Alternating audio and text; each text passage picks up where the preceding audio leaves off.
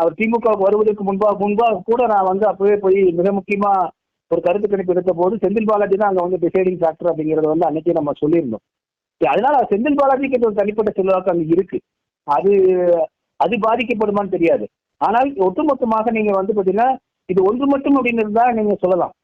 தொடர்ந்து நீங்க வந்து பல்வேறு சட்டம் ஒழுங்கு தொடர்பான எடுத்துக்காட்டா இந்த விசிகே அவனுடைய இந்த டிஜிபி அலுவலகத்தின் முன்பாக நீதிமன்றத்தின் முன்பாக தாக்குதல், அப்புறம் நீங்க வந்து அந்த ஒரு பையன் அடித்துக் கொல்லப்பட்டது, அந்த ஒரு இந்த கோயில்ல பணியாற்றி கொண்டிருந்த பையன், அப்ப இந்த மாதிரியான நிகழ்வுகள் ஒன்னா மக்கள் வந்து ஒவ்வொன்றா எல்லாமே பாருங்க இப்படி நடக்குது, எல்லாமே பாருங்க இப்படி நடக்குதுன்னு மக்கள் மத்தியில போய் சொல்லும்போது அது ஒரு எதிர்மறை விளைவுகளை ஏற்படுத்தும் அப்படின்னு தான் பாக்குறமே தவிர ஒரு குறிப்பிட்ட இந்த இன்சிடென்ட் மட்டும் தேர்தலுக்கு வந்து பாதிப்பு ஏற்படுத்தும் நான் பாக்கல. இதுல இன்னொரு முக்கியமான ஒரே நிமிஷம் இதுல அஜய் ரஸ்தோகி ஓய்வு பெற்ற நீதியரசர் தலைமையில ஒரு குழு ஆரம்பிச்சு அதுல 2 IPS அதிகாரிகள் தமிழகத்துல பிறந்தவர்களா இருக்கக்கூடாது.